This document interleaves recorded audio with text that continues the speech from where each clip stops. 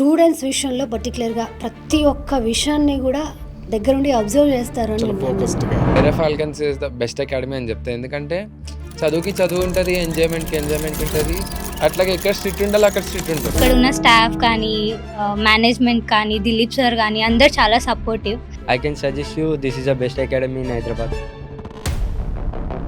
మనకి 10th ఇంటర్లో అంటే మనం చదువుకునేది అక్కడ వేరుంటుంది, ఇక్కడ మనం నేర్చుకునేది ఉంటుంది. 2016 అంటే ఆ టైంలో ఈ కోర్స్కి అంత డిమాండ్ ఉందా? నేను స్టార్ట్ చేసినప్పుడు క్లాస్కి 40, అది ఈ రోజున 700-800 మంది అయిపోయారు. సో అట్లా మీకేమనిపిస్తుంది అంతమంది స్టూడెంట్స్ని చూసినట్టు? ఎయిర్పోర్ట్ అంతా మందే, ఇదంతా మందే. చాలా మంది పిల్లలు వెళ్ళలే కదా. ఎందుకు అకాడమీ స్టార్ట్ చేయడానికి అని ఒక రీజన్? ఇంటర్మీడియట్ అయిపోయిన తర్వాత మళ్ళీ 12 సంవత్సరాలు ఏవియేషన్ చదివానండి. ఎందుకు దేవుడా నా చేత ఇన్ని చదివిస్తున్నావు, నా చేత ఇన్ని కష్టాలు పెట్టిస్తున్నావు అని అంటే ఎండ్ ఆఫ్ ద డే ఇప్పుడు తెలుస్తుంది అనమాట. ఇప్పుడు బాగా వెల్ ఎక్స్పీరియన్స్డ్ ఉన్న వాళ్ళకైతే what is the highest pay? ఒక 20 years వాళ్ళు అప్పటికి ఎయిర్పోర్ట్లకి హెడ్ అయిపోతారండి. ఆ ఎయిర్లైన్ మొత్తానికి హెడ్ అయిపోతారు. అప్పుడు మనం ఊహించలేం శాలరీస్. అంటే నెలకు 30 లక్షలు తీసుకునే వాళ్ళు ఉంటారు. ఫీజులు ఎలా ఉంటాయి? మామూలుగా 1.5 to 2 lakhs ఈజీగా అయిపోతుంది. ఇది డబ్బులు ఉన్న వాళ్ళు చేసుకుంటారేమో అన్న ఫీలింగ్లకి వెళ్ళాల్సిన అవసరం లేదు. అసలు వీళ్ళ వర్కింగ్ అవర్స్ ఎట్లుంటాయి అనేది చాలా మందికి క్లారిటీ ఉండదు. As per the labour act నువ్వు డైలీ 9 గంటలే పని చేయాలి. మేకప్ రిలేటెడ్, గ్రూమింగ్ రిలేటెడ్ కూడా క్లాసెస్ కూడా ఉంటాయి. ఇలా దువ్వారు అంటే అది కింద వరకు వెళ్తుంది. If you are having short hair you can actually break చేయడానికి ప్రాబ్లం ఉంది. ఎవ్రీడే ఫ్లైట్ ఎక్కేటప్పుడు వెయిట్ చెక్ చేసుకుంటారా ఏంటి? ఆ బాడీకి తగ్గట్టుగా మనం ప్రోటీన్ ఎంత తినాలి, ఫైబర్ ఎంత తీసుకోవాలి, ఈ టైప్ ఆఫ్ ఫుడ్ కూడా మేము వీళ్ళకి సజెస్ట్ చేయడం జరుగుతుంది. సిచ్యువేషన్ ఎంత వర్స్ట్ అయినా ఉండనివ్వండి, ఎంత పెద్దదైనా ఉండండి, నో మ్యాటర్ వాట్, వాళ్ళు ఎంత కూల్గా రియాక్ట్ అవుతారని అంటే పెద్దోళ్ళు ఉంటారు, చిన్నోళ్ళు ఉంటారు, ఆకతాయిలు ఉంటారు, అంకుల్స్ ఉంటారు, ఆంటీస్ ఉంటారు, రకరకాలు ఉంటారు. వీళ్ళందరినీ ఎట్లా హ్యాండిల్ చేయాలి అనేది ప్రాబ్లం పెద్దదైనా ఇంత చిన్నగా ఒక చిన్న చిరునవ్వే సొల్యూషన్ అన్నట్టు. నువ్వు ఎమోషనల్గా తీసుకొని నన్ను అంటాడా, నిన్ను అంటలేదు, నీ కంపెనీని అంటున్నాడు, నువ్వు కంపెనీ రిప్రజెంటేటివ్, సో నువ్వు కూల్గా ఉండు. Hi, welcome to our channel Telugu. This is Divyasri. ఆకాశంలో ఎగరాలని చాలా మందికి డ్రీమ్ ఉంటుంది. ఆ డ్రీమ్ని ఫుల్ఫిల్ చేసుకోవడానికి రైట్ ప్లేస్ కూడా చాలా ఇంపార్టెంట్. సో మీ అందరికీ ఎంతో ట్రస్టెడ్ అండ్ అలాగే 2 తెలుగు స్టేట్స్లో ఎంతో మంచి పేరున్న అకాడమీ గురించి ఈరోజు మనం డిస్కస్ చేయబోతున్నాము. అదే aero falcons aviation training academy, fly like a falcon with aero falcons. So ఈ ట్రైనింగ్ అకాడమీ గురించి వినగానే మీ అందరికీ ఒక ఐడియా వచ్చి ఉంటుంది. ఎందుకు అని అంటే వీళ్ళు లాస్ట్ 10 years నుంచి కూడా ఈ ఇండస్ట్రీలో ఉన్నారు. కొన్ని థౌజండ్స్ ఆఫ్ స్టూడెంట్స్కి ట్రైనింగ్ ఇచ్చి అండ్ 100% జాబ్ అష్యూరెన్స్ కూడా ఇస్తున్నారు, 100% ప్లేస్మెంట్ ఇస్తున్నారు. సో ఇంకేం కావాలి మనకి? వీళ్ళకి బ్రాంచెస్ కూడా ఉన్నాయి, హైదరాబాద్, బెంగళూరు, వైజాగ్ అండ్ విజయవాడ. ఎయిర్లైన్స్లో ఏ జాబ్ అయినా సరే, ఎయిర్ హోస్టెస్ కావచ్చు, పైలట్ కావచ్చు, గ్రౌండ్ స్టాఫ్ కావచ్చు, ఎయిర్ టికెటింగ్ కావచ్చు, ఎయిర్ మేనేజ్మెంట్ కావచ్చు, ఎయిర్ కార్గో కావచ్చు, ఇలా ఎయిర్లైన్స్కి సంబంధించిన ఏ జాబ్ అయినా సరే ఓన్లీ రైట్ ప్లేస్ ఏదైనా ఉంది అని అంటే అది ఏరో ఫాల్కన్స్ ఏవియేషన్ ట్రైనింగ్ అకాడమీ. అసలు ఈ కోర్స్ ఎవరెవరు చేయొచ్చు, ఎలిజిబిలిటీ ఎలా ఉంటుంది అండ్ అలాగే ఫీజ్ డీటెయిల్స్ ఏంటి అండ్ శాలరీస్ ఎలా ఉంటాయి, సో ఈ విషయాలన్నీ మనతో డిస్కస్ చేయడానికి CEO దిలీప్ కుమార్ పులివర్తి గారు ఉన్నారు. ఆయనతో మాట్లాడదాం. Hi sir. హలో అండి, దివ్య గారు. ఎలా ఉన్నారు సార్? ఫైన్ అండి, థ్యాంక్ యూ. యా, అండ్ మీ స్టైల్లో నాకైతే చెప్పడం రాదు. So yeah, welcome to our channel Telugu అని. Thank you so much. Yeah sir, ఇప్పుడు నార్మల్గా మీ అకాడమీ గురించి చాలా విన్నాను. ఓకే. అండ్ అంటే నార్మల్గా కొన్ని అకాడమీస్ ఎలా అంటే స్టూడెంట్స్ విషయంలో అంత జాగ్రత్తగా ఉండవు. బట్ మీ అకాడమీకి వచ్చేసరికి స్టూడెంట్స్ విషయంలో పర్టికులర్గా ప్రతి ఒక్క విషయాన్ని కూడా దగ్గరుండి అబ్జర్వ్ చేస్తారు అని విన్నాను. ఎస్, అంటే ఎందుకు అంటే నార్మల్గా ఇప్పుడు ఏ అకాడమీ అయినా కూడా వచ్చారా, వాళ్ళకి చెప్పామా, వెళ్ళిపోయారా, అంతే. బట్ మీరు ప్రతి ఒక్క విషయంలో అంత శ్రద్ధ తీసుకొని ప్రతి ఒక్క స్టూడెంట్ విషయంలో అంత ఫోకస్ చేస్తున్నారు. అది యాక్చువల్గా ఏంటంటే దీనికి ఒక బిహైండ్ సీక్రెట్ ఉందండి. ఇది యాక్చువల్గా నా చైల్డ్హుడ్ నుంచి అది నేను నేర్చుకున్నది అనమాట. So I'm from Tenali. So Tenali, Guntur, Vijayawada ఇది మంచి ఎడ్యుకేషన్ హబ్ అంటారు అనమాట. మాకు చిన్నప్పుడు 6th నుంచే morning 5 o'clock to evening 9 o'clock వరకు ట్యూషన్స్తో పాటు స్కూల్స్ ఉండే మాకు అప్పట్లోనే. అట్లా ఉంటేనే మేము చాలా మాకు స్కూల్ డే అనేది చాలా ఎక్కువగా అనిపించి మేము ఎంత చదువుకోవాలో అంత బాగా చదువుకునే వాళ్ళం, ఫ్రెండ్స్తో కూడా అంత బాగా మాకు మంచి బాండింగ్ వచ్చేది. అటు చదువు ఉండేది, ఇటు గ్రోత్కి గ్రోత్ ఉండేది. ఓకే. అంటే ఎగ్జామ్ తప్పడమా అన్నది అసలు ఉండేది కాదు. ఎంత మంచి మార్కులు కొట్టాలి, ఇంత హిట్ మార్కులు కొట్టాలి అన్న ఒక స్ట్రాటజీ కోసం మేము అప్పుడు మోటివేషన్లో ఉండేవాళ్ళం. అదే నేను హైదరాబాద్ చదవడానికి ఇంజనీరింగ్ నేను వచ్చినప్పుడు ఐ వాజ్ వండర్. ఎందుకంటే అక్కడ మమ్మల్ని చాలా పట్టించుకునేవాళ్ళు. మార్నింగ్ టీచర్లు పొద్దున్న 6ంటికి క్లాసులకు రాకపోతే భలే భలే పనిష్మెంట్లు ఇచ్చేవాళ్ళు.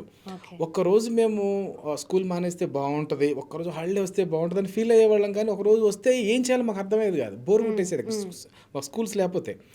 అలాంటి టైంలో హైదరాబాద్కి వస్తే ఇక్కడ పట్టించుకునే నాదుడు లేడు, మమ్మల్ని అడిగేవాళ్ళు లేడు. మేము కాలేజీకి వెళ్తున్నా మమ్మల్ని పట్టించుకునేవాళ్ళు లేడు. మేము ఎంత పర్ఫార్మెన్స్ చేసినా చేయకపోయినా నీ బతుకు నీది, నీ జీవితం నీది, నువ్వు కావాలంటే చదువుకో లేకపోతే లేదు అని అనుకుంటారు. బట్ అట్లా ఎంతమంది స్టూడెంట్ లైఫ్లని మనం పట్టించుకోలేక పాడైపోతాయి. అవన్నీ నేను చూసి వచ్చాను. కాబట్టి లేదు, ఇక్కడ ఇట్లాంటి అట్మాస్ఫియర్ లేదు. కాబట్టి అట్మాస్ఫియర్లో నా దగ్గరికి వచ్చి చదువుకునే పిల్లలకి నేను అది ఇవ్వాలి ఖచ్చితంగా. అలా ఇచ్చి బయట పట్టించుకోరు నాకు సంబంధం లేదండి. ఏరో ఫాల్కన్స్కి వచ్చారంటే మాత్రం పొద్దున 10 నుంచి సాయంత్రం 6 దాకా ఇప్పుడు క్లాసులు పెడుతున్నాను అంటుంటేనే అమ్మో ఎన్ని గంటల క్లాసా అంటారు. ఇంకా వినకపోతే పొద్దున్న 6 నుంచి కూడా సాయంత్రం 9 వరకు కూడా క్లాసులు పెట్టే ఆ ఓపిక మాకుంది. స్టూడెంట్స్కి చదివే ఓపిక ఉండాలి అంతే. అంటే మనకి 10th ఇంటర్లో అంటే మనం చదువుకునేది అక్కడ వేరు ఉంటుంది, ఇక్కడ మనం నేర్చుకునేది ఉంటుంది. చదువుకోవటం వేరు, నేర్చుకోవటం వేరు. సో ఇక్కడ మేము నేర్పిస్తాం కాబట్టి స్కిల్స్ కానీ నాలెడ్జ్ కానీ ఆ ఏరోప్లేన్ గురించి, ఆ ఎయిర్ క్రాఫ్ట్ల గురించి, ఆ ఎయిర్లైన్స్ గురించి, ఆ రన్వే గురించి మాట్లాడుకుంటా దాని గురించి డిస్కస్ చేస్తూ ఉంటే అది ఒక ఇంట్రెస్టింగ్ టాపిక్స్ అండి. వినే కొద్దిని వినబుద్ధి అవుతూ ఉంటుంది అనమాట. అంటే అది చదువుకొని వచ్చింది మాకు ఇంట్రెస్ట్ కాబట్టి మాకు అలా అనిపిస్తుందో మరి బయట వాళ్ళకి కూడా అనిపిస్తుందో తెలియదు. చాలా ఇంట్రెస్టింగ్ సబ్జెక్ట్స్ ఉంటాయి అనమాట. అండ్ ఏంటంటే దానికి తగ్గట్టుగా కొంచెం ఫిజికల్ యాక్టివిటీస్ కూడా చేపిస్తే బాగుంటుంది అన్నట్టు మేము ఆలోచించి, అంటే ఏం లేదండి, ఒక దేవుడు ఒక పని ఇచ్చాడు, అది పొద్దున్న 6 దగ్గర నుంచి చేస్తే ఏంటి, మధ్యాహ్నం 10 దగ్గర నుంచి, మార్నింగ్ 10 దగ్గర నుంచి చేస్తే ఏంటి. కానీ ఆ పని జస్ట్ స్టార్ట్ చేసి ఇంకా అది తప్ప మాకు ఇంకేం లేదు. మాకు ఈ ప్రపంచంలో కంప్లీట్ చేయాలి, ఈ ప్రపంచంలో ఇంక వేరే పని అంటూ మాకు లేదు. మాకుంది అదొక్కటే పని. హ్యాపీగా చేసుకుంటాం, అందులో చాలా హ్యాపీనెస్ ఉంటుంది. ఆ స్టూడెంట్స్ ట్రైనింగ్ చేయడంలో, వాళ్ళ గురించి పట్టించుకోవడంలో. ఈరోజు కూడా చాలామంది జాబ్స్ ఇంటర్వ్యూస్కి వెళ్ళారు, టక బ్యాచ్కి 20-30 మంది అలా జాబులు కొట్టేసుకుంటూ వెళ్తా ఉంటే మనసులో ఒక తెలియని ఒక హ్యాపీనెస్ వస్తుంది. మనం నమ్ముకొని వచ్చాడు, ఇంటర్వ్యూస్ అయిపోయినాయి. ఏంటంటే కొన్నిసార్లు పిల్లలు వాళ్ళకి ఇంటర్వ్యూ సెలెక్ట్ అయ్యి జాబ్ వస్తే వాళ్ళ దగ్గర ఏదైనా ఫీడ్బ్యాక్లు తీసుకుందాం, ఏదో గూగుల్ రివ్యూలు పెట్టించుకుందాం అన్న థాట్ కూడా మాకు ఎందుకు రావట్లేదు. నేను మొన్న టీంతో అదే చెప్పాను, ఎన్ని వేల మందికి మనకు ట్రైనింగ్ ఇచ్చి ప్లేస్మెంట్ చేస్తుంటే మీరు ఏంటి అసలు వాళ్ళ దగ్గర రివ్యూలే తీసుకోవట్లేదంట. మన ఒక ఆయన ఏంటండి ఎంతమందికి ఇచ్చి మీరు రివ్యూలు తీసింది, ఎంతమందిని ట్రైన్ చేసి ఉంటారు సార్ ఇప్పటి వరకు? కానీ వేల మంది చేసి ఉంటారండి. 2016 నుంచి 10 సంవత్సరాలు, ఈ సంవత్సరానికి 10 సంవత్సరాలు, 10 years ఆఫ్ యానివర్సరీ. సంవత్సరానికి మేము స్టార్టింగ్లో ఒక సంవత్సరానికి ఒక 500-600 మంది ఇచ్చినా ఇప్పుడు దాకా ఒక 5,000 పైన అయ్యి ఉంటారేమో. అది ఈ 7,000 కూడా అయ్యి ఉండొచ్చేమో నాకు తెలియదు. కానీ కొన్ని వేల మంది అయితే అన్ని రకాలుగా చక్కగా ట్రైనింగ్ అయ్యి ప్లేస్మెంట్ అయిపోయారు. 2016 అంటే ఆ టైంలో ఈ కోర్స్కి అంత డిమాండ్ ఉందా? ఆ టైంలో అసలు ఒక క్లాస్కి ఎంతమంది ఉండేవాళ్ళు? ఇప్పుడంటే చాలా అవేర్నెస్. నేను స్టార్ట్ చేసినప్పుడు క్లాస్కి 4, ఒక క్లాస్కి 4 members, 4తో స్టార్ట్ చేశాను. అది ఈ రోజున 700-800 మంది అయిపోయారు. Super sir. అంటే 4 members స్టార్ట్ చేసి ఈరోజు ఒక 400 మంది అని అంటే మీ ఇన్స్టిట్యూట్ నుంచి ఇంతమంది పిల్లలు బయటికి వెళ్ళారు అని మీకు అనిపించినప్పుడు, అంటే వాళ్ళని చూసినప్పుడు మనకు ఒక ప్రౌడ్ మూమెంట్ ఉంటుంది. సో అట్లా మీకేమనిపిస్తుంది అంతమంది స్టూడెంట్స్ని చూసినప్పుడు? ఎయిర్పోర్ట్ అంతా మందే, ఇదంతా మందే, చాలా మంది పిల్లలు వెళ్ళలే కదా. ఎయిర్పోర్ట్ అంతా మందే, ఎక్కడికి వెళ్ళినా ఏ డిపార్ట్మెంట్కి వెళ్ళినా మన పిల్లలే, ఎవరిని ఎక్కడికి వెళ్ళిచ్చినా మన పిల్లలే. ఎంత హ్యాపీగా ఉంటుంది. మనకు తెలిసిన పిల్లలు ఇలా ఇన్ని వేల మంది ఉన్నారు, ఒక చోట ఉన్నారంటే. ఇప్పుడు జూనియర్స్ కొంతమంది వెళ్తారు, అక్కడ ఉన్న సీనియర్స్ అడుగుతారు ఎక్కడి నుంచి అంటే ఏరోఫాల్కన్స్ దా వచ్చే ఏం కూడా అక్కడ నుంచి ఈ కాన్సెప్ట్ జరుగుతుంది.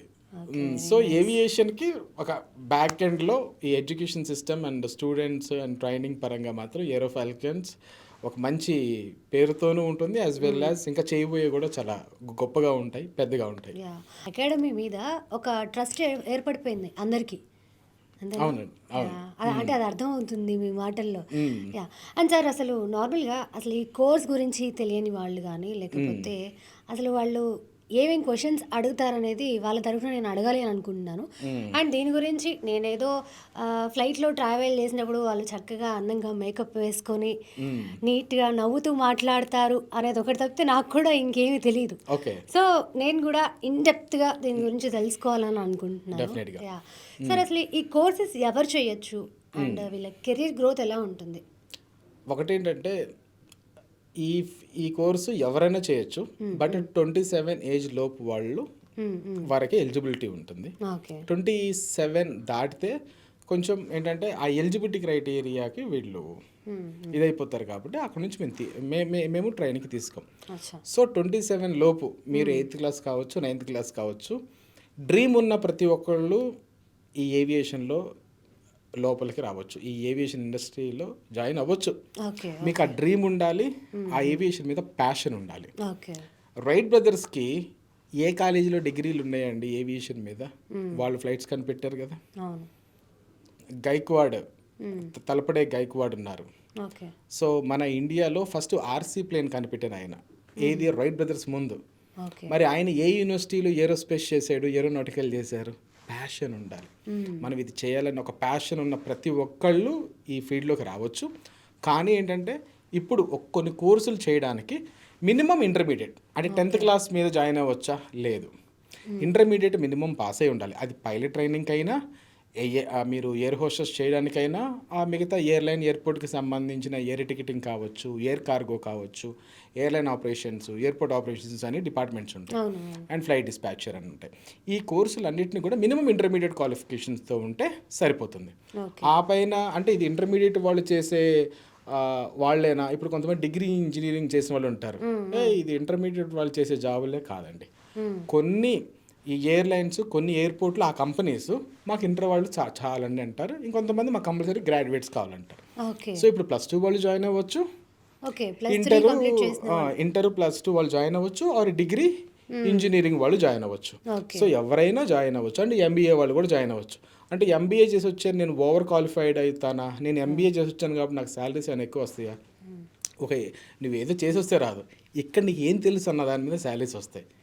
దీంతో ఈ కంపెనీలకి నీ యూసేజ్ ఎంతవరకు, నువ్వు ఎంతవరకు ఆ కంపెనీకి ఒక మంచి పర్ఫార్మెన్స్ ఇచ్చి కంపెనీ గ్రోత్లో నువ్వు ఉంటే ఆటోమేటిక్గా ఇచ్చే శాలరీస్ కన్నా చాలా ఎక్కువగానే ఏవియేషన్లో ఉంటుందన్నమాట. జస్ట్ ఒక డౌట్, ఇప్పుడు జాబ్ మేళా అని ఒకప్పుడు న్యూస్ పేపర్లో వచ్చేది. న్యూస్ పేపర్లో వచ్చినప్పుడు వాళ్ళ శాలరీస్ మెన్షన్ చేసేవాళ్ళు, 10,000 అని, 12,000 అని, అప్ టు 30,000, 35,000 వరకు ఉంటాయి మెన్షన్ చేసేవాళ్ళు.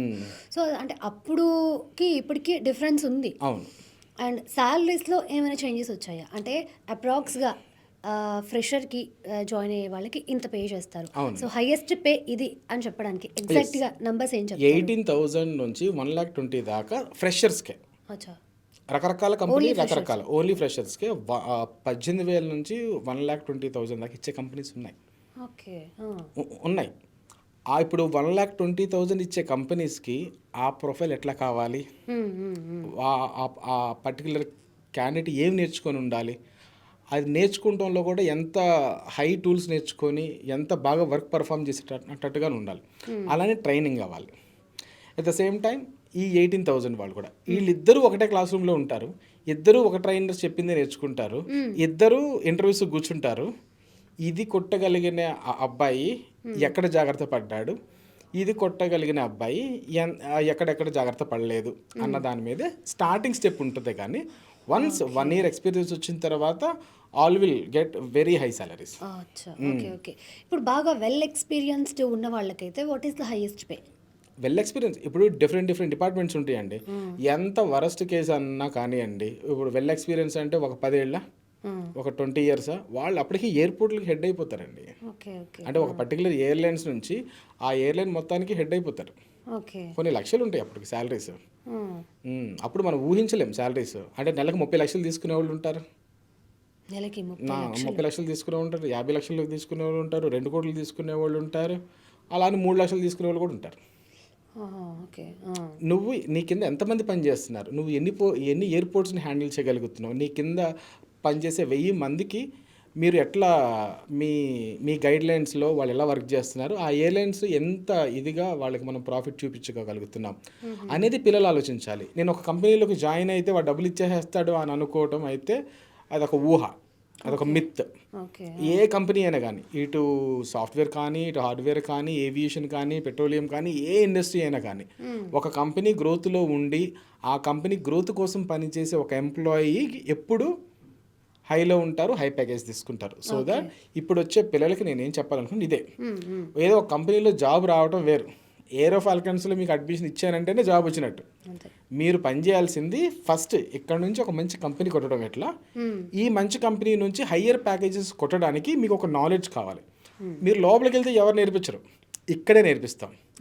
ఇక్కడ నేర్పించడానికి నాకు టైం కావాలి.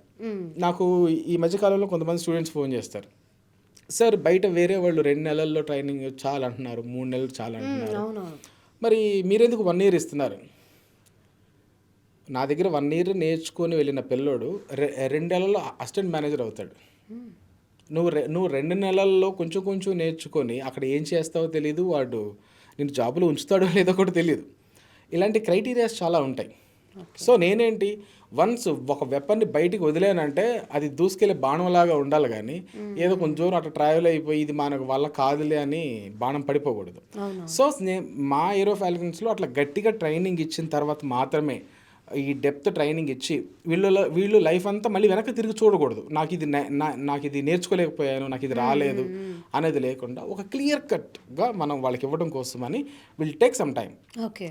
ఇప్పుడు ఏముందండి, ఇప్పుడు లాస్ట్ ఇయర్ అంతా ప్రతి మనిషి మనం ఎంత వెయిట్ చేసుకున్నామో మాకు తెలుసు. ప్రతి సంవత్సరం అనుకుంటాం, అరే మనం లాస్ట్ ఇయర్ పెద్ద ఏం చేయలేకపోయామే, ఇంకొంచెం ఏదైనా చేసుంటే బాగుండేదని ప్రతి వ్యక్తి అనుకుంటాం. అలాంటి దగ్గర నువ్వు 3 నెలల నుంచి 6 నెలలకి, 6 నెలల నుంచి 9 నెలలకు పెద్ద పోయేదేం లేదు. బట్ మనం ఎంత సంపాదించగలుగుతున్నాం ఇక్కడ అనేది మ్యాటర్స్. కాబట్టి అలా నేర్చుకున్న ప్రతి పిల్లలు కూడాను నేను మంచి పొజిషన్స్లోనే చూస్తున్నాం. సో మేము ఆ ఫార్ములానే మేము ఫాలో అవుతున్నాం అనమాట. సో ఇప్పుడు మీరు ఏవైతే చెప్పారో ప్యాకేజెస్, ఎక్స్పీరియన్స్ ఉన్న వాళ్ళకి కూడా ఇంత ప్యాకేజ్ ఇస్తున్నారని చెప్పారు, క్రోర్స్ ఆఫ్ అమౌంట్ చెప్పారు. సో అంటే ఈ 27 years లోపు వాళ్ళు అంత సంపాదిస్తారా? 27 కాదండి, నేను అంటే ఏంటంటే ఇప్పుడు 27 అంటే వాళ్ళు ఈ ఫీల్డ్లోకి రావడానికి మినిమం ఎలిజిబిలిటీ 27 దాటింది అనుకోండి, అసలు మేము మా అకాడమీలో జాయిన్ అవ్వడానికి కూడా ఎలిజిబిలిటీ లేదు, అసలు ఈ కోర్సే ఇవ్వం. సో 27 ఏజ్ లోపు ఉన్నవాళ్ళు, మినిమం ఇంటర్మీడియట్, డిగ్రీ, బీటెక్ ఉన్నవాళ్ళు మన దగ్గరికి వచ్చి జాయిన్ అవ్వచ్చు. ఆ తర్వాత నుంచి వీళ్ళు ఎట్లాంటి స్టెప్ వేయాలి, ఇప్పుడు మన దగ్గర కాంబినేషన్ అని ఒక కోర్స్ ఉంటుందండి. So airline operations, airport operations, air ticketing, air cargo and cabin crew or air hostess, ఇది మేము ఒక ప్రోగ్రామ్ ఇస్తాం. ఈ ప్రోగ్రామ్ని మేము చాలా స్ట్రాటజికల్గా మేము ఏమేమి సబ్జెక్టులు నేర్పాలి, ఎట్లెట్లా నేర్పాలి, ఏ పిల్లోడికి ఎక్కడ, అంటే నెక్స్ట్ వచ్చే 10 yearsలో ఇట్లా అప్గ్రేడ్ అవ్వబోతుంది అన్న దాని మీద మేము కొన్ని సబ్జెక్ట్స్ తీసుకొని అవి డీటెయిల్గా చెప్పడం జరుగుతుంది అనమాట. ఈ మెటీరియల్స్ అనేవి బయట అక్కడ దొరకవు, మేము బయటికి ఇవ్వం. అవి ఎందుకు అంటే అవి మేము చాలా కాన్ఫిడెన్షియల్గా మేము చాలా ప్రిపేర్ చేసుకున్న టాపిక్స్ అనమాట, ఇవి బయట దొరకవు. సో ఇట్లాంటి టాపిక్స్ ఏరో ఫాల్కన్స్లోనే దొరుకుతాయి. కానీ ఇప్పుడు మాకులాగా ఏంటి, కొంతమంది ఇవే పేర్లు చెప్తారు, వేరే చోట కూడా చెప్తారు, కానీ ఇక్కడ ఏమి ఇస్తున్నామో లోపలని తెలియదు, బయట టైటిల్స్ వరకే ఉంటుంది, లోపలికి వెళ్ళిన తర్వాత సినిమా వేరే కథ ఉంటుంది అనమాట. సో అది తేడా ఉంటుంది అనమాట. సో ఇప్పుడు మీరన్న దాన్ని బట్టి ఏంటంటే, అప్పుడు ఇవన్నీ నేర్పించి పంపిస్తాం కాబట్టి, అబ్బాయి నెక్స్ట్ 5 yearsకి నువ్వు అసిస్టెంట్ మేనేజర్ అవుతావు అంటే ఆ పర్టికులర్ ఎయిర్లైన్స్కి, ఆ పర్టికులర్ ఎయిర్పోర్ట్కి వీడు మేనేజర్ అవుతాడు. నెక్స్ట్ వచ్చే 5-6 ఒక 3-4 yearsకి ఏమవుతాడు, సౌత్ ఇండియాలో ఉన్న ఒక 2-3 ఎయిర్పోర్ట్లకి హెడ్ అవుతాడు. ఆ తర్వాత సౌత్ ఇండియాలో ఉన్న ఎయిర్పోర్ట్లు మొత్తానికి హెడ్ అవుతాడు. ఆ తర్వాత నార్త్లో కొన్ని ఎయిర్పోర్ట్లకు హెడ్ అవుతాడు, నార్త్కి కొన్ని ఎయిర్పోర్ట్లో, సౌత్ కొన్ని ఎయిర్పోర్ట్లు హెడ్ అవుతాడు. ఆ తర్వాత ఇండియా మొత్తంలో ఉన్న ఎయిర్పోర్ట్స్ మొత్తానికి హెడ్ అవుతాడు. అట్లా మళ్ళీ ఇప్పుడు కాంటినెంటల్ హెడ్స్ అవుతారు, అంటే ఖండఖండాలుగా. ఆ తర్వాత పాన్ వరల్డ్, అప్పుడు సిఇఓల కింద, సిఎఫ్ఓల కింద ఇట్లా ఉంటారు. సో అంత హ్యూజ్గా చేసుకునే అవకాశాలు ఉన్నాయి. సో అన్ని అవకాశాలు ఉత్తనే రావు కదండి, అంత నాలెడ్జ్ రాదు. ఇప్పుడు వాళ్ళకి ఫినాన్షియల్ మేనేజ్మెంట్ తెలియాలి, ఆ ఏ లోన్స్కి సంబంధించిన అకౌంటెన్సీ తెలియాలి, అక్కడ అడ్మినిస్ట్రేషన్ ఎట్లా జరుగుతుందని తెలియాలి, మార్కెటింగ్ తెలియాలి, అండ్ స్ట్రాటజీస్ తెలియాలి, నెక్స్ట్ గ్రోత్ ఎలా ఉండబోతుందని తెలియాలి. ఆ రోజుకి ఆ పర్టికులర్ ఎయిర్లైన్స్లో ఏదైనా విమానాలు క్రాష్ అయితే ఎట్లాంటి స్టెప్ తీసుకోవాలో తెలియాలి. ఈరోజు కొన్ని వేల మంది ప్యాసింజర్స్ మన ఫ్లైట్ ఎక్కుతున్నారంటే నెక్స్ట్ ఇయర్కి ఇన్ని వేల మంది పెరుగుతారు కాబట్టి ఇన్ని ఫ్లైట్లు వచ్చి మన దాంట్లో యాడ్ అవ్వాలి. ఇంత డిస్కషన్లో కూర్చోవాలంటే వాళ్ళు ఎట్లాంటి పీపుల్తో కూర్చోవాలి టీంలో? సో నాలెడ్జ్ ఇప్పుడు 3 నెలలు నేర్చుకుంటే నాలెడ్జ్ వస్తుందా, డీటెయిల్గా తెలుసుకుంటే నాలెడ్జ్ వస్తుంది. There the differences. సో అంటే ఆ డిఫరెన్స్, ఆ క్వాలిటీ కనిపిస్తుంది. యా. సో మీ దగ్గర ఆ క్వాలిటీ మెయింటైన్ చేస్తున్నారు. సో బయట ఏదైతే ఈ 1 month 2 months కోర్సెస్ ఉన్నాయో మేబీ జాబ్ రావచ్చు, బట్ ఆ Job క్వాలిటీ రాదండి. రాదా? కాదు. ఓకే. ఎట్లా వస్తుందండి? ఇప్పుడు ఏంటంటే మేము 3rd month నుంచి ఇంటర్వ్యూస్ ప్రాక్టీస్ చేసి 8th monthలో అంటే మేము ఇప్పుడు 1 year ఆఫ్ ట్రైనింగ్ పీరియడ్ ఉంది కదా, మొదటి 3 నెలలు అయిపోయింది. అంటే ఫస్ట్ 3 months అలవాటు అవ్వాలి కదా పిల్లలకన్నీ. అలవాటు అయిన తర్వాత 3rd month నుంచి ఇంటర్వ్యూస్ ఎలా చేయాలని రోజు 1 గంట 2 గంటలు ప్రాక్టీస్ చేపిస్తాం. రోజుకి 1 గంట 2 గంటలు ఇంటర్వ్యూస్ అని ప్రాక్టీస్ చేపిస్తాం. అలా 5 నెలలు ప్రాక్టీస్ చేపిస్తే అప్పుడు మనం 8 నెలల్లో ఉంటాం. 8th monthలో ఇంటర్వ్యూ పంపిస్తే ఒక 40 మందిని పంపిస్తే ఒక 25 మంది 30 మంది అవుతారు, ఇంకా 10 మంది ఫెయిల్ అవుతారు. ఎంత ట్రైనింగ్ ఇచ్చినా ఏది మార్నింగ్ 10 to 6 క్లాసులు పెట్టి అందులో క్లాసులు అయిపోగా మళ్ళీ రోజుకి 2 గంటలు నేను ఇంటర్వ్యూస్ ప్రాక్టీస్ చేపిస్తే అందులో మళ్ళీ ఇంగ్లీష్ నేర్పిస్తేనే కానీ ఇంకా మిగులుతున్నారు. రోజుకి 2 గంటల క్లాసులు పెట్టి నువ్వు 2 నెలలు క్లాసులు పెడితే how it is possible? Maggi కూడా 2 నిమిషాల్లో చేయొచ్చు అని చెప్తారండి. లేదు నేను 20 secondsలో చేస్తానంటే అది వండే వాళ్ళకి తెలుస్తుంది, అది చూసిన వాళ్ళకి తెలుస్తుంది. Same thing. సరే, ఇప్పుడు మీరు ఈ అకాడమీ స్టార్ట్ చేసి 10 years అవుతుంది అండ్ సక్సెస్ఫుల్గా 10 years నుంచి ఈ అకాడమీని రన్ చేస్తున్నారు. సో అంటే అసలు మీ బ్యాక్గ్రౌండ్ ఏంటి, ఎందుకు ఈ అకాడమీ స్టార్ట్ చేయడానికి అని వాటి పర్టికులర్ ఒక రీజన్ చెప్పడానికి ఏమన్నా ఉందా? ఉందండి. అంటే ఏదో ప్లాన్డ్గా ఏదో ఒక ఇన్స్టిట్యూషన్ పెట్టాలి, ఏదో ఇట్లా రన్ చేయాలి, ఏదో మీ ముందు కూర్చొని ఇట్లా ఇంటర్వ్యూ ఇవ్వాలి అని ఎప్పుడు నేను అనుకోలేదు. ఇది దేవుడు చేయించాడు నా చేత, అంతే. నేనేదో పని చేసుకుంటా ఉండేవాడిని. Actually I'm aeronautical engineer and aircraft maintenance engineer, specialized in aero designs and with PG డిప్లొమాస్తో I received a honorary doctorate also. So intermediate అయిపోయిన తర్వాత మళ్ళీ 12 సంవత్సరాలు ఏవియేషన్ చదివానండి నేను. 12 సంవత్సరాలు మళ్ళీ చదివాను. ఎందుకు దేవుడా నా చేత ఇన్ని చదివిస్తున్నావు, నా చేత ఇన్ని కష్టాలు పెట్టిస్తున్నావు అని అంటే ఎండ్ ఆఫ్ ద డే ఇప్పుడు తెలుస్తుంది అనమాట. నువ్వు కొన్ని వేల మందికి ట్రైనింగ్ ఇవ్వాలరా, అందుకే ఇన్ని కష్టాలు పెట్టాను, ఎంత చదివించాను, వెళ్ళి నేర్పించుకోరా అన్నట్టుంది నా జీవితం. అంటే కొంతమంది పిల్లలు మోసపోయి వచ్చిన పిల్లలతో స్టార్ట్ అయిన అకాడమీ అండి. అంటే వాంటెడ్గా పెట్టలేదు, వాళ్ళు కొంతమంది వచ్చారు, సరే నేర్పిస్తానులే అని ఏదో ఒక చిన్న రూమ్ తీసుకొని ఏదో అట్లా వాళ్ళకి చెప్పేశాను. ప్లేస్మెంట్స్ అంటే మనకు తెలిసిన కంపెనీలో రిఫర్ చేద్దాంలే అన్నట్టుగా ట్రైనింగ్ ఇచ్చాను. ఇక వాళ్ళు వెళ్ళి మిగతా పిల్లల్ని తీసుకొచ్చారు. అలా వెళ్ళి చూసుకునేప్పుడు వెనక మళ్ళీ జాబ్ లేదు.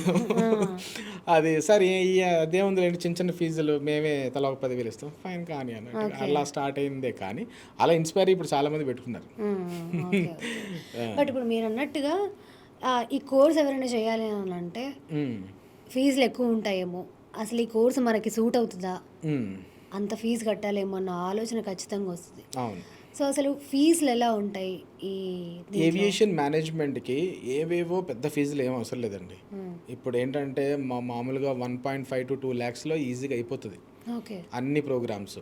అది ఒక్కొక్క ప్రోగ్రామ్ కూడా కాదు, ఇప్పుడు మన దగ్గర మొత్తం అన్ని ప్రోగ్రామ్స్ కలిపి 1.5 to 2 lakhsలో చక్కగా అయిపోతుంది. అంత బర్డెన్ అవుతుందేమో, ఇది డబ్బులున్న వాళ్ళు చేసుకుంటారేమో అన్న ఫీలింగ్లకి వెళ్ళాల్సిన అవసరం లేదు.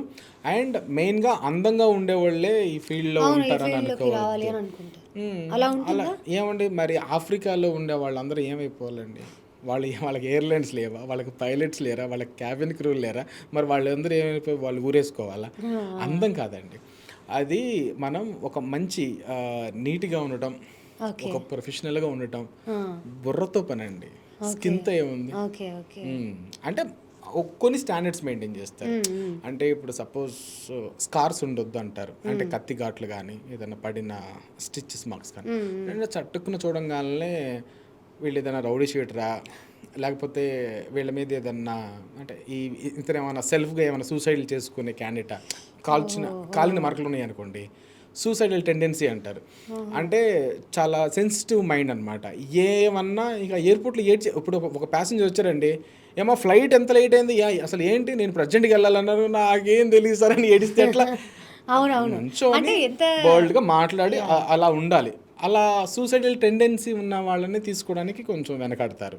ఇలా స్కార్స్ ఇలాంటివి తీసుకోవచ్చు అని చెప్తారు. అంటే కొన్ని లిమిటేషన్స్ అవి పాజిటివ్గానే తీసుకుంటారు. అంటే టాటోస్ ఉండొద్దు అంటారు. అంటే మన విజిబుల్ బాడీలో, అంటే విజిబుల్ బాడీ అంటే ఇప్పుడు నేను సూట్ వేసుకున్నానండి, ఇప్పుడు ఇక్కడ నుంచి లోపల టాటోస్ ఉండొచ్చు, బట్ ఇక్కడ ప్రాంతాల్లో టాటోస్ ఉండకూడదు. ఇక్కడ మీకు ఏదైతే స్కిన్ కనిపిస్తుందో అవి. ఎందుకంటే కొన్ని టాటోస్ కొంతమందికి అవి ఒక కోడ్ వర్డ్ లాగా ఉంటుంది.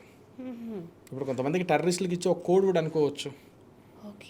ఈ పర్టికులర్ ఇక్కడ టాటో ఉండి ఇక్కడైతే సింబల్ వేసుకుని ఉంటాడు, నువ్వు వాడిని ఇల్లు కలువు, వాడు ఒక ప్యాకెట్ ఇస్తాడని చెప్తారు.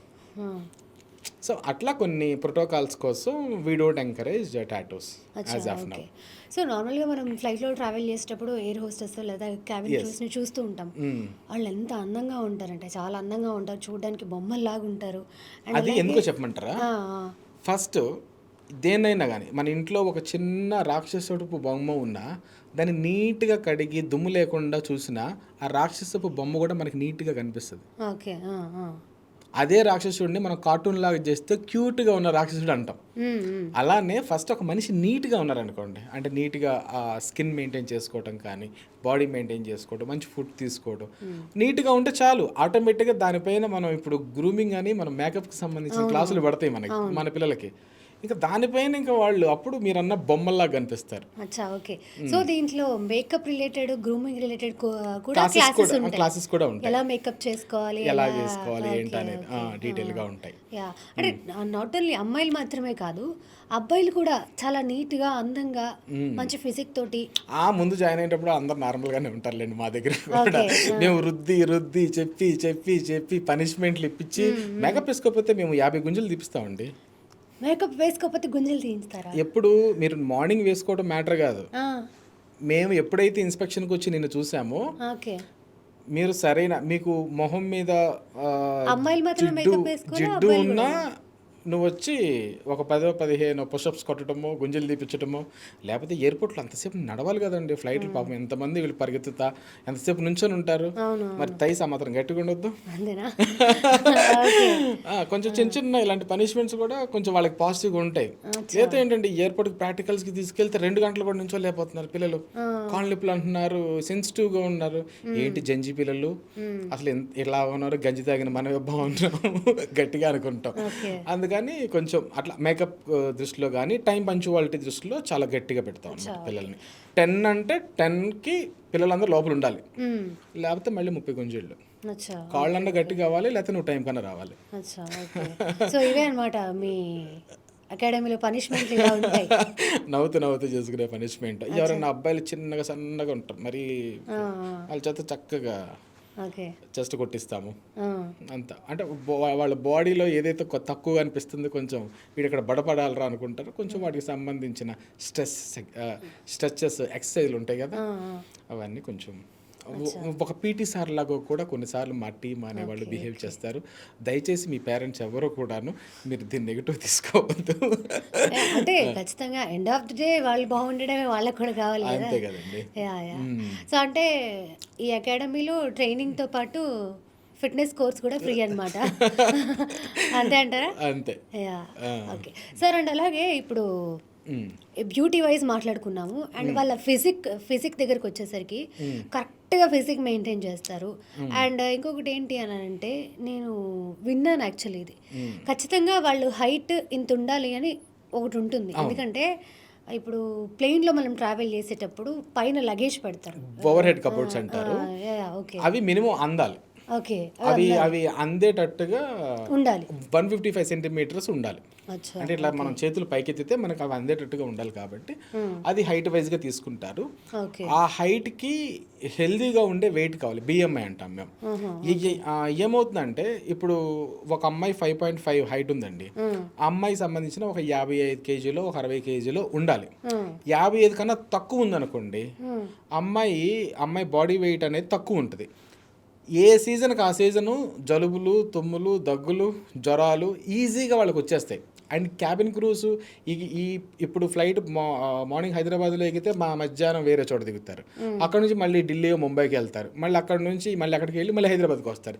ఎన్ని చోట్ల వాటర్ తాగుతారు, ఎయిర్ మారిపోతుంది, ఫుడ్ మారిపోతుంది, ఈజీగా సిక్ అయిపోతారు.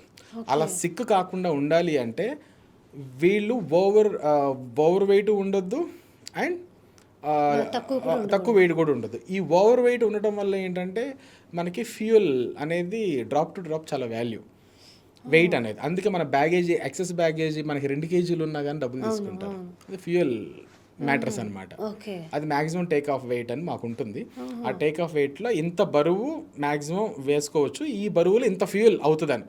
సో ఇప్పుడు ఏం లేదండి, ఇప్పుడు ఒక 10 మంది క్రూ ఉంటారు, అందరూ తలా ఒక 10 కేజీలు బెరిగారు అనుకోండి, 10 మంది క్రూ అంటే 100 కేజీలు 100 కేజీలు కనిపించేసింది. 100 కేజీలు అంటే నార్మలా 4 రైస్ వాళ్ళు ఎవ్రీడే ఫ్లైట్ ఎక్కేటప్పుడు వెయిట్ చెక్ చేసుకుంటారా ఏంటి? చెక్ చేస్తారు. అంటే వీళ్ళకి ఇన్స్పెక్షన్స్ ఉంటాయి వాటి మీద కూడా కంపల్సరీగా. కొన్నిసార్లు ఆపేస్తారు, కొన్నిసార్లు వాళ్ళని ఆపేసి వేరే వాళ్ళని నువ్వు వెళ్ళి వేడి తగ్గించుకురా అంటారు. అందుకని అసలు క్యాబిన్ క్రూస్ పాపం చాలా ఒంటికి ఎంత కావాలి, ఎంత బలానికి కావాలి అంటే అట్లా అని కడుపు మార్చుకొని ఉండటం డైటింగ్ కాదు, అది హెల్దీనెస్ కాదు. ఆ బాడీకి తగ్గట్టుగా మనం ప్రోటీన్ ఎంత తినాలి అండ్ ఫైబర్ ఎంత తీసుకోవాలి, ఈ టైప్ ఆఫ్ ఫుడ్ కూడా మేము వీళ్ళకి సజెస్ట్ చేయడం జరుగుతుంది. అండ్ కొంతమంది పిల్లలకి పింపుల్స్ ఉంటాయి, సో వాటికి సంబంధించిన ట్రీట్మెంట్ కావచ్చు, అండ్ పళ్ళకి సంబంధించిన ట్రీట్మెంట్ కావచ్చు, వీటికి సంబంధించి కూడా మేము గైడ్ లైన్స్ ఇచ్చి వాళ్ళకి మేము చేపిస్తాం అనమాట. సో అంతా ఎండ్ టు ఎండ్ అది ఇంకా అది మన పిల్లలంటూ చూసుకోవడమేనండి, అది వాంటెడ్గా మనం చూసుకోవడమే తప్ప ఇవి మేము అన్నీ ఇచ్చేస్తాము అని కాదు, అవి కూడా మన దగ్గర చేసుకోవచ్చు అనమాట. ఓకే. అంటే వాళ్ళు జాయిన్ అయ్యేటప్పుడు ఎలా ఉన్నా కూడా మీ దగ్గర నుంచి బయటికి వెళ్ళేటప్పుడు మాత్రం అబ్బాయి అయితే అందంగా, అదే అబ్బాయి అమ్మాయి వాళ్ళకి మినిమం స్టాండర్డ్స్ అంటే పర్ఫెక్ట్గా అయిపోతారు. ఓకే. సో అంటే ఈ అకాడమీలో అన్నీ ఫ్రీయే, మనం బ్యూటీ వైజ్గా కూడా ఇంప్రూవ్ అవ్వచ్చు, ఫిట్నెస్ వైజ్గా ఇంప్రూవ్ అవ్వచ్చు, అండ్ మనం తీసుకునే ఫుడ్ కావచ్చు, ఎవ్రీథింగ్. అంటే ఇక ప్రతి ఒక్క విషయంలో పర్ఫెక్ట్గా ఉంటారు. అవునండి. ఓకే. అండ్ సార్ ఇప్పుడు ఈ కోర్స్ అసలు ఎవరు చేయొచ్చు, ఎవరు చేయకూడదు? అంటే ఇప్పుడు ఏజ్ 27 లోపే చెయ్యాలి అని అంటారు.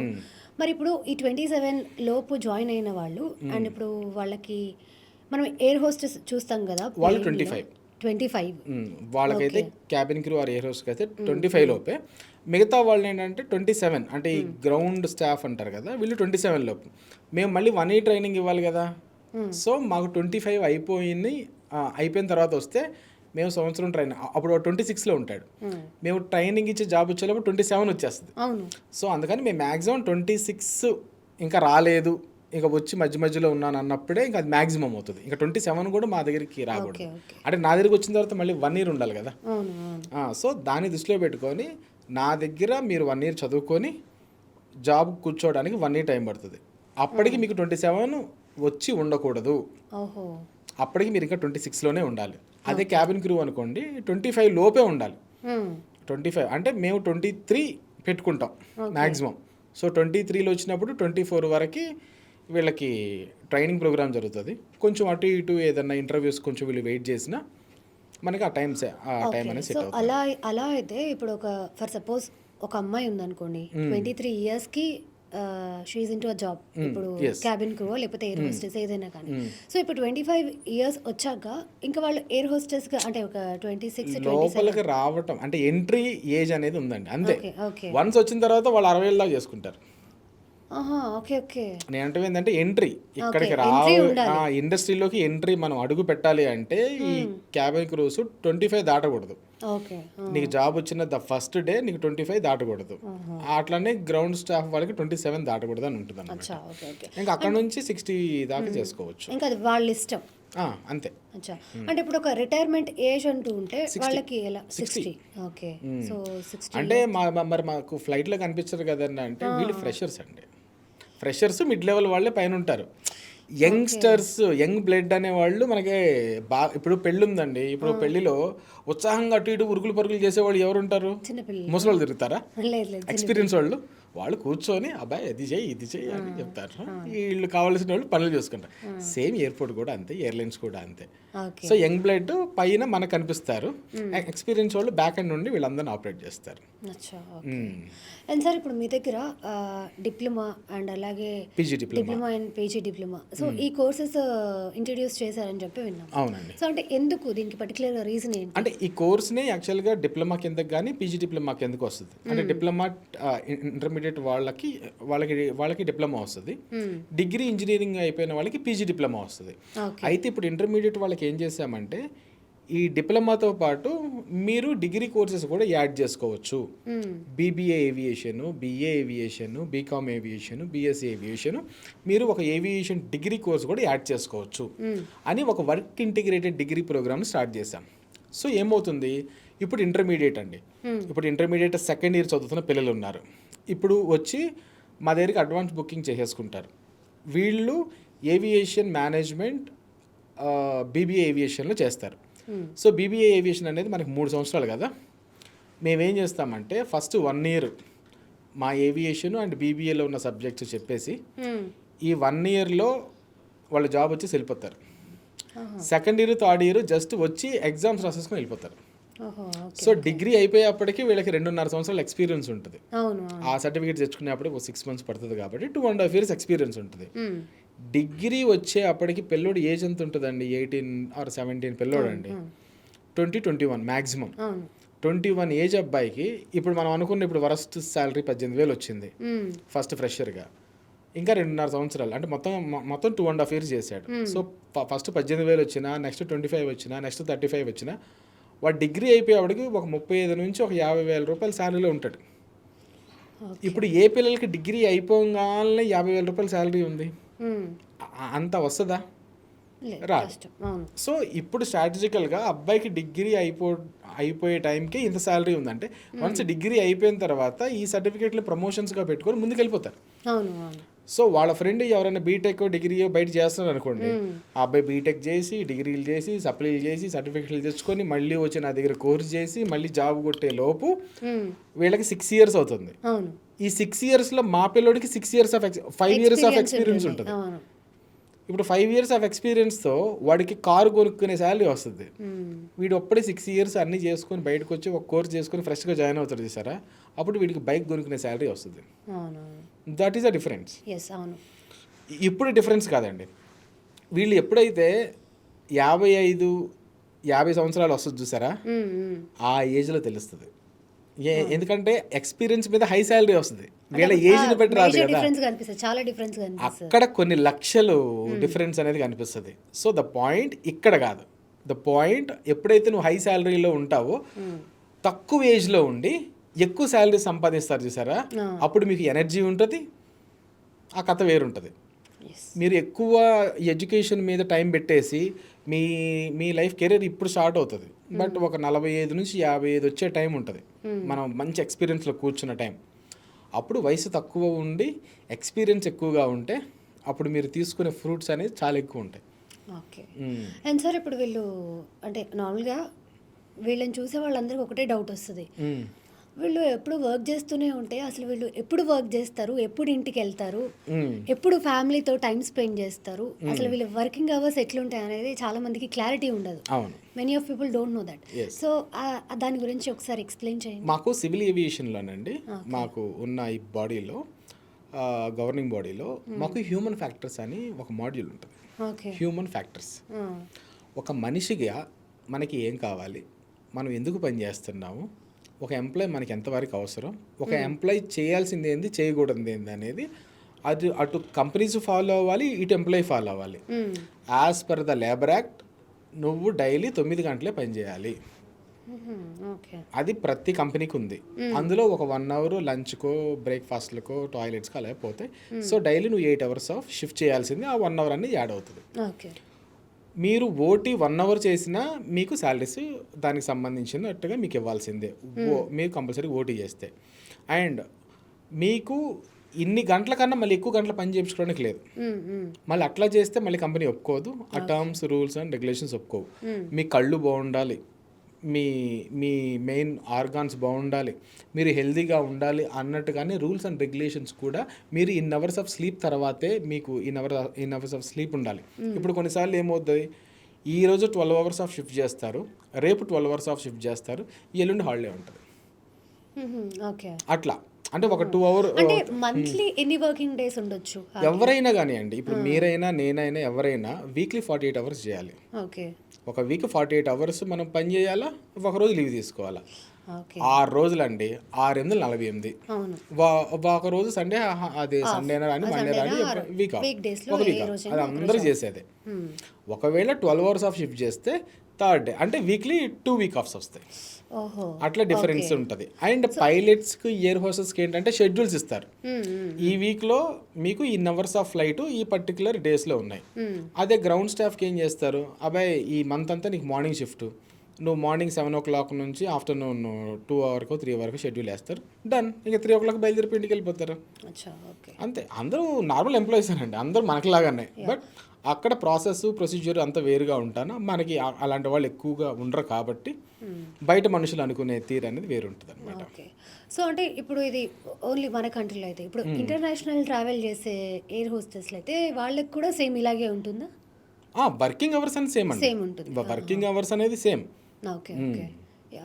అండ్ అలాగే సార్, ఇప్పుడు మన ఇండియాలోనే చూసుకుందాము, చిన్న చిన్న ఎయిర్పోర్ట్స్ ఉన్నాయి. ఇప్పుడు రాజమండ్రి కావచ్చు, రాజమండ్రి, ఇంకా చిన్న చిన్న ఎయిర్పోర్ట్స్ ఉన్నాయి కదా. అవును. సో అక్కడ ఎందుకు అంటే మీ ఏరో ఫాల్కన్స్ పెట్టాలన్న ఆలోచన రాలేదు? యాక్చువల్గా మేము ఒకప్పుడు మామూలుగా ఇట్లా పెట్టొచ్చు కదా స్టేషన్స్ చిన్న చిన్నవి అని అనుకున్నాం. కానీ ఆ తర్వాత ఏమైందంటే నాకు ఒక క్లారిటీ వచ్చిందనమాట. ఇప్పుడు ఇప్పుడు నేను రాజమండ్రిలోనే పెట్టాను అనుకోండి, ఆర్ఎల్స్ తిరుపతి లాంటి స్టేషన్ కావచ్చు, ఆర్ఎల్స్ ఇంకొక చిన్న చిన్నవి కర్నూలు ఎయిర్పోర్ట్ ఉంది, కడప ఎయిర్పోర్ట్ ఉంది, చిన్న చిన్న ఎయిర్పోర్ట్స్ ఉన్నాయి. ఇప్పుడు ఇది ఇంకా అంత పెద్ద ఫ్లైట్స్ లేవు అక్కడ, ద ఫస్ట్ థింగ్ అక్కడ ఎయిర్పోర్ట్కి. అండ్ ఇంకొకటి ఏంటంటే, ఒక స్టూడెంట్ కంప్లీట్గా చేంజ్ చేయాలి అని అంటే వాళ్ళు అక్కడే ఉండకూడదు. అంటే నేను పొద్దునంతా ట్రైనింగ్ చేస్తే మళ్ళీ వెళ్ళిపోయి సాయంత్రం అదే ఫ్రెండ్స్తో ఉంటారు, అదే అట్మాస్ఫియర్లో ఉంటారు. ఏం లేదండి, ఈరోజు మంచిగా నేను గ్రూమింగ్ క్లాసెస్ చెప్పి, అబ్బాయి మీరు మళ్ళీ రేపటి నుంచి ఇట్లా రండి అంటే, వీడి క్లాస్ అయిపోయిన తర్వాత బయటికి వెళ్తాడు, అరే మామ ఏంటి అసలు ఈ లిప్స్టిక్ రాసేవు, ఇది రాసేవు, అది రాసేవు అని ఫ్రెండ్స్ డిగ్రేడ్ చేసే ఫ్రెండ్స్ ఖచ్చితంగా ఉంటారు ఒక బ్యాచ్లో. వీడికి రేపటి నుంచి అది అలా ఉండాలా, ఉండకూడదా, చేయాలా, చేయకూడదా అనే ఒక రకమైన మార్పు స్టార్ట్ అయ్యి, వీడికి ఆ మేకప్ ఇలా మనం నీట్గా ఉండాలి అనే ఊహం దాని దగ్గర నుంచి బయటకు వచ్చేస్తాడు, ఫాలో గాడు. వీడికి ఎయిర్పోర్ట్లో జాబ్ వచ్చినప్పుడు చూద్దాంలే అని ఇంటి పక్కన వాళ్ళు అంటారు, తెలిసిన వాళ్ళు అంటారు, ఓరవలేని వాళ్ళు అంటారు. ఇదంతా ఒక పక్కన స్టూడెంట్ సైకాలజీకి సంబంధించిన ఇబ్బందులు పడుతూ ఉంటాయి. నెక్స్ట్ ఒక కోర్స్ చేయడానికి ఆ ఊరు దాటి నువ్వు వేరే ఊరు వచ్చి నువ్వు కష్టపడలేకపోతున్నావు. రేపటి రోజున దుబాయ్, కువైట్ ఇలాంటి కొన్ని ఇంటర్నేషనల్ కంపెనీస్లో జాబ్ వస్తే ఎట్లా వెళ్తావు? ఇప్పుడు చదువుకోవడానికే రావట్లేదు, రేపు ఉద్యోగం వస్తే అక్కడున్న ప్రాబ్లమ్స్ ఫేస్ అవ్వటం, ఎట్లా చేసుకోవటం అని తెలియాలి. అండ్ థర్డ్ థింగ్, మేము ట్రైనింగ్ ఇస్తే కంప్లీట్గా ట్రైనింగ్ ఇవ్వాలనుకుంటున్నాం. ఒక బ్రాంచ్ పెట్టి ఏదో ఒక చిన్న చిన్న బ్రాంచ్లు పెట్టుకొని ఇచ్చి, అంటే మాకు అంత ఫెసిలిటీస్ దొరకవు. ఇప్పుడు క్యాబిన్ క్రూస్ ఉన్నారండి, ఇప్పుడు నేను కడప ఎయిర్పోర్ట్లో క్యాబిన్ క్రూస్ని ఎక్కడి నుంచి తీసుకురాను? అక్కడ క్యాబిన్ క్రూస్ ఉండరు. ఇప్పుడు హైదరాబాద్ అనుకోండి, వాళ్ళకి బేస్ ఉంటుంది, ఇక్కడ నుంచి స్టార్ట్ అవుతారు. అవునవును. ఈ రోజు కాకపోతే నాకు రేపన్న క్లాస్కి షెడ్యూల్ ఇస్తారు. మరి కడప ఎయిర్పోర్ట్లో నేను క్యాబిన్ క్రూస్ని ఎక్కడి నుంచి తీసుకురాను? ఎప్పుడో చదివి రిటైర్డ్ అయిపోయిన వాళ్ళని తీసుకొస్తే ఉపయోగం ఏముంది? అప్పటికిప్పటికి స్టాండర్డ్స్ మారిపోయినాయి. అట్లా అని వాళ్ళ ఫ్యామిలీ ఇక్కడ సెటిల్ అయ్యి ఉంటారు, వాళ్ళు కడపలో ఎందుకు సెటిల్ అయ్యి ఉంటారు, కర్నూలు ఎందుకు సెటిల్ అయ్యి ఉంటారు? సో అక్కడ మనం ఇవ్వాలనుకున్న ట్రైనింగ్ ప్రోగ్రామ్స్కి సంబంధించిన రిసోర్సెస్ దొరకవు.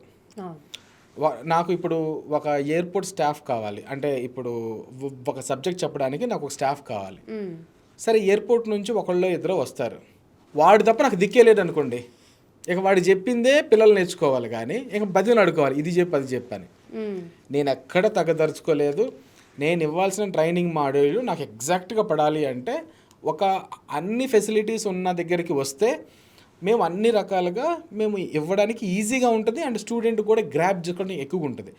ఏదో అక్కడ జాయిన్ అయితే పిల్లలు వస్తారు కదా, ఏదో అడ్మిషన్స్ అవుతాయండి, పెడితే అడ్మిషన్స్ అవుతాయి కన్ఫర్మ్, కానీ ఫెసిలిటీస్ సరిగ్గా ఇవ్వలేము. మనం అనుకుంటాం ఎందుకు ఇవ్వలేము ఎందుకు కాదు అనుకుంటారు, కానీ రియాలిటీలోకి వెళ్తే మాత్రం ఈజీ అయిపోతుంది. అండ్ మోర్ ఓవర్ ప్రతిసారి ఇంటర్వ్యూ కోసం అక్కడ నుంచి నువ్వు హైదరాబాద్ రావాలి, వైజాగ్ రావాలి, విజయవాడ రావాలి, ఇక తిరగటం ఉండటం సరిపోతుంది. ఎన్ని కంపెనీస్ వస్తాయి, ఎన్ని ఇంటర్వ్యూస్ కూర్చోవాలి, అట్లా ఒక లిమిటెడ్ ఏరియాకి మీరు స్టిక్ అయిపోయి ఉండొద్దు. అక్కడ నుంచి బయటికి రండి. తపస్సు చేసే ఋషి కూడా హిమాలయాలకు వెళ్తాడండి, ఇంట్లో ఉండడు. ఇంట్లో ఉండి తపస్సు ఎవరు చేయరు. ఆ అట్మాస్ఫియర్ నుంచి నేను మారాలి, నాకు ఒక మంచి లైఫ్ కావాలనుకున్నప్పుడు ఆ ప్రపంచాన్ని వదిలేసి బయటకు వచ్చేయి. బయటికి వస్తే ఇక్కడ నీకు ఎవరో తెలియదు, నువ్వు ఎవరో తెలియదు, నువ్వు ఏం చేస్తావో తెలియదు, నీ మైండ్ సెట్ ఎవరో తెలియదు. నువ్వు మారాలనుకుంటున్నావు కదా, ఇక్కడ నుంచి కొత్త జనాలు నీకు ముందు కనిపిస్తారు. ఒక కొత్త ఆలోచనలతో నువ్వు వచ్చావు, కొత్త ప్రపంచంలో నువ్వు ఉన్నావు, కొత్తగా లైఫ్ స్టార్ట్ చేయి, ఇక్కడ కొత్తగా మళ్ళీ రీసెట్ అవ్వు అన్న దాని మీద ఉండాలి. కానీ అక్కడ ఉండొద్దు, ఇక్కడికి రండి, కొత్తగా మళ్ళీ మీ లైఫ్ని కొత్తగా స్టార్ట్ చేయండి.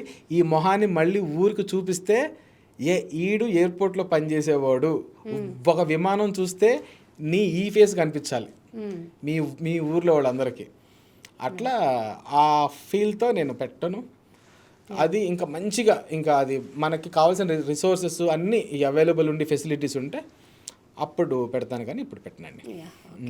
అండ్ సార్ ఇప్పుడు చాలామంది ఇప్పుడు అంటే ప్రతి ఒక్కరు కూడా గ్రౌండ్ స్టాఫ్ కానివ్వండి, లేకపోతే ఎయిర్పోర్ట్ మేనేజ్మెంట్ అవనివ్వండి, ఎయిర్ హోస్టెస్ అవనివ్వండి, క్యాబిన్ క్రూ అవనివ్వండి, ఎవరైనా సరే సో అంటే సిచ్యువేషన్ ఎంత వర్స్ట్ అయినా ఉండనివ్వండి, ఎంత పెద్దదైనా ఉండండి, నో మ్యాటర్ వాట్, వాళ్ళు ఎంత కూల్గా రియాక్ట్ అవుతారని అంటే నవ్వుతూ స్మైల్ ఇస్తూ కూల్గా సమాధానం 10 నిమిషాల్లో ఫ్లైట్ క్రాష్ అయ్యి మనందరం చచ్చిపోతున్నాం క్యాబిన్ క్రూకి తెలిసిన అలాగే ఉంటారు. ఓకే సార్ మేము ఉంటామని. అంటే ఎలా అంటే వీళ్ళు ఇంట్లో కూడా అట్లాగే ఉంటారా, లేకపోతే ఓన్లీ ఆ 8 hours మాత్రమే అలాగ ఉంటారా? అంటే అలాంటి ఎమర్జెన్సీ కండిషన్స్లో ఏం చేయాలో మనకు తెలుసండి. బట్ ఎట్లాంటి కండిషన్ వచ్చినా వీళ్ళు నుంచుంటారు. అంత స్టబ్బాన్గా నుంచోడానికి వీళ్ళకి ఆ కాన్ఫిడెన్స్ లెవెల్స్ అనేవి పెంచుతాం. అంటే ఒక ప్రాబ్లం ఇంతదే, సొల్యూషన్ ఇంతదే అని సొల్యూషన్ చెప్పేస్తాం. అంటే మేము ఇక్కడ డైలీ ప్రాక్టికల్ ట్రైనింగ్ చేపిస్తాం. ఒక తాగొచ్చిన ప్యాసింజర్ ఎట్లా బిహేవ్ చేస్తాడు, వాడితో మనం ఎట్లా మాట్లాడాలి. ఒక అమ్మాయి బాగుంటుంది, హే బేబీ చాలా బాగుంది, నీ నెంబర్ ఇస్తావని ఒకడు అడుగుతాడు, వాడితో ఎట్లా రియాక్ట్ అవ్వాలి.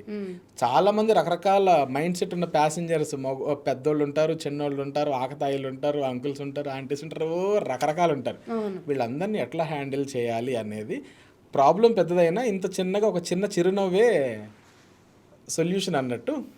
ఆ చిరునవ్వు వెనకమాల చాలా రకాల లాజిక్స్ ఉంటాయి మాకు కూడా. అవి వీళ్ళందరూ క్లారిటీగా ఉంటుంది కాబట్టి వీళ్ళు మనశ్శాంతిగా నువ్వు అరవాల్సినంతసేపు అరుచుకొని గొంతు తెరుచుకో, లాస్ట్కి ఉంటారు నవ్వుతూ ఐఎమ్ సో సారీ సార్ ఇలా అవుతుందని మేము అనుకోలేదు అని ఆ ప్రాబ్లమ్ని సాల్వ్ చేయడానికి వీళ్ళు ట్రై చేస్తారు. కాబట్టి మీ ఫీలింగ్స్ అన్ని సరే వామిటింగ్ చేయండి, సర్చ్ చేసాను సేపు చేసేసేయండి ఉంది. అంటే ఫస్ట్ అవతల వాళ్ళ ఈగో సాటిస్ఫై అవ్వాలి. సో మీ ఈగో సాటిస్ఫై అవుతుంది, తర్వాత నేను చెప్పిన సొల్యూషన్ తప్ప ఇంక మీ దగ్గరికి ఏం లేదు. You are only with the problem. మేము ఇచ్చిన సొల్యూషన్ తప్ప ఇంకేం లేదు. కాబట్టి మా కంపెనీస్ నుంచి ఇచ్చిన రూల్స్ రెగ్యులేషన్స్ ఇవి కాబట్టి ఫాలో అవ్వండి. నేను స్టూడెంట్స్ కూడా ఇది చెప్తాను, కంపెనీ నీది కాదు, కంపెనీ ఓనర్ నువ్వు కాదు, నువ్వు కంపెనీని రిప్రజెంట్ చేస్తున్నావు. నువ్వు పర్సనల్గా తీసుకొని, నువ్వు ఎమోషనల్గా తీసుకొని నన్ను అంటాడా, నిన్ను అంటలేదు, నీ కంపెనీని అంటున్నాడు, నువ్వు కంపెనీ రిప్రజెంటేటివ్. సో నువ్వు కూల్గా ఉండు. వాడు 100 తిడతాడు, వాడు నిన్ను తిట్టట్లేదు, కంపెనీని తిడతాడు. అన్ని తిట్టి వాడి కోపం అంతా చల్లారిన తర్వాత నువ్వు నీ కంపెనీ గురించి ఎట్లాంటి రిసోర్సెస్ నువ్వు అప్పుడు ఆ ప్రాబ్లమ్ సాల్వ్ చేసి ఇవ్వగలవో అవి ఇచ్చేయండి, ఇట్లా ఇవ్వండి అని అన్ని డీటెయిల్గా ఇప్పుడు చెప్పలేను, క్లాస్ అయిపోయింది మళ్ళీ, అట్లా మేము చెప్తాం అనమాట. సార్ ఇప్పుడు మీరు చాలా ఎయిర్పోర్ట్స్తో వర్క్ చేస్తున్నారు అని చెప్పి విన్నాం సార్. ఇది దేనికి వర్క్ చేస్తున్నారు, కొన్ని ప్రాజెక్ట్స్కి వర్క్ చేస్తున్నారని చెప్పి విన్నాము. చేస్తామండి. అంటే యాక్చువల్గా ఇలాంటివి బయటికి రాకూడదు. ఓకే. అది ఎందుకంటే అదే ఇక్కడ జాయిన్ అయిపోతే వచ్చేస్తుంది కదా జాబ్ అన్న ఒక ఫీలింగ్లో ఉంటుందో నాకు భయం వేస్తుంది. ఓకే. ఫైన్, అంటే అది వేరే మేము 9 ఎయిర్పోర్ట్స్కి కొన్ని ఎయిర్పోర్ట్ ప్రాజెక్ట్స్ చేస్తూ ఉంటాము విత్ అందర్ సిస్టర్ కంపెనీ నేమ్తో. ఓకే. అవి చాలా నిగూఢంగా వెనకమాల నుంచి వెనకమాల, అంటే మాకు ఎప్పుడైనా స్టూడెంట్స్ కావాల్సినప్పుడు నేను పిక్ చేసుకుంటానే కానీ ఇది ఉంది కదా అని అకాడమీ నడపట్లేదు. ఇది రీసెంట్గా నేను ఈ 9 ఎయిర్పోర్ట్స్ అనేవి మాకు అయినాయి. ఓకే. వాటికి సంబంధించినట్టుగా కూడా అవి ఇంకా పెరుగుతాయి. అవి ఇంకా ఒక 5-6 ఎయిర్పోర్ట్స్ ఇంకా యాడ్ అవుతాయి. అది ఈ ఇంటర్వ్యూకి అది సరైనది కాదని అనుకుంటున్నాను. దాని గురించి మళ్ళీ మాట్లాడదాం. ఓకే. ఫ్యూచర్లో దీని గురించి మోర్ డీటెయిల్స్ మాకు ఖచ్చితంగా కావాలి సార్. షూర్ అండి. సార్, ఇప్పుడు మీ అకాడమీ నుంచి ఇంతమంది స్టూడెంట్స్ని ట్రైన్ చేశారు కాబట్టి అంటే వాళ్ళ పేరెంట్స్ సైడ్ నుంచి వాళ్ళ పేరెంట్స్ ఫీడ్బ్యాక్ ఎలా ఉంటుంది మీ అకాడమీ గురించి? యాక్చువల్లీ ఇప్పుడు ఇట్లాంటి వీడియోస్ చూస్తే చాలామంది పేరెంట్స్ ఇన్స్పైర్ అయ్యి మా ఏరో ఫాల్కన్స్లో మా దగ్గరికి వచ్చి నాతో కూడా చాలా ఆప్యాయంగా మాట్లాడుతూ వాళ్ళ పిల్లల్ని కూడా మంచిగా ఇట్లా ఏవియేషన్లో వాళ్ళ పిల్లలు కూడా ఉండాలనే చాలా పాజిటివ్గా పేరెంట్స్ వస్తారండి. అలానే జాయిన్ చేపిస్తారు. అసలు పేరెంట్స్ మాకు ఎంత సపోర్ట్ చేస్తారంటే, మేము పిల్లలకి పనిష్మెంట్లు ఇచ్చినా సార్ ఇదేంటి సార్ ఇది మా వాడు తాడదేయండి అనే పేరెంట్స్ ఎక్కువ ఉంటారండి. అసలు ఒక్క ఇంచెత్తి మాట కూడా అసలు పేరెంట్స్ అంటారండి. ఎంత సపోర్ట్ చేస్తారంటే పేరెంట్స్, ఒక ఫ్లైట్ ట్రిప్కి వెళ్దామన్నా దేనికి వెళ్దామన్నా పేరెంట్స్ ఏంటండి ఈరోజు నైట్ 9 వరకు ఉంచారంట రేపు ఇంటర్వ్యూ అయితే అంటే అవును సార్ ఉంటుందంటే, అంటే కాదు సార్ ఫుడ్ అంటే హాస్టల్ క్లోజ్ అవుతుంది కదా అంటే మేము తెప్పించాలని అంటే ఓకే సార్ బాయ్ అని సపోర్టెడ్గా పేరెంట్స్ ఉంటారు. కానీ పేరెంట్స్ మాత్రం అంటే వాళ్ళు ఏరో ఫాల్కన్స్ బాగా సపోర్టెడ్గా వాళ్ళు చాలా బాగా సపోర్ట్ ఇవ్వడంతో మేము పిల్లల్ని కూడా చాలా ఈజీగా పాలిష్ చేయగలుగుతున్నాం. సో పేరెంట్స్ అందరూ కూడా ఐఎమ్ సో థ్యాంక్స్ అండి. బికాజ్ ఇది నా ఒక్కడి విజయం కాదు, మీరు ఇచ్చిన సపోర్ట్తోనే మేము చేసాము. ఇక నెక్స్ట్ రాబోయే ఈ పేరెంట్స్ కూడా, ఈ నెక్స్ట్ ఇయర్ రాబోయే పేరెంట్స్ కూడా మీరు ఇట్లానే మాకు సపోర్టివ్గా మీరు వెళ్ళండి. మీ పిల్లల్ని మంచిగా తీర్చిదిద్దుతాం, ఇబ్బంది ఏం లేదు. తాట తీసేసి మీ పిల్లల్ని ఎయిర్పోర్ట్లో పెట్టేద్దాం. చాలా స్వీట్ వార్నింగ్. అదే. Okay sir, thank you so much. నేను చాలా విషయాలు తెలుసుకున్నాను. అంటే చాలా డౌట్స్ ఉంటాయి బేసిక్గా, వీళ్ళు అసలు ఎలా వర్క్ చేస్తారు, ఎలా ఉంటుంది, ప్రతి సిచ్యువేషన్ ఎట్లా హ్యాండిల్ చేస్తారు అనేది. బట్ చాలా క్లియర్గా ఎక్స్ప్లెయిన్ చేశారు సార్. Thank you. అండ్ అట్లాగే మీ అకాడమీ అంచెలంచెలుగా ఇంకా ఎదిగి ఈ 1000 స్టూడెంట్స్ కాస్త లాక్స్ అయిపోవాలని మేము మనస్ఫూర్తిగా కోరుకుంటున్నాం. సో మీకు అడ్మిషన్స్కి సంబంధించి ఏ డౌట్స్ ఉన్నా కూడా కింద స్క్రోల్ అవుతున్న నెంబర్స్ని కాంటాక్ట్ చేయొచ్చు. మీకు ఏ డౌట్ ఉన్నా కూడా వాళ్ళు క్లియర్ చేస్తారు. And thank you sir, thank you so much. Thank you అండి.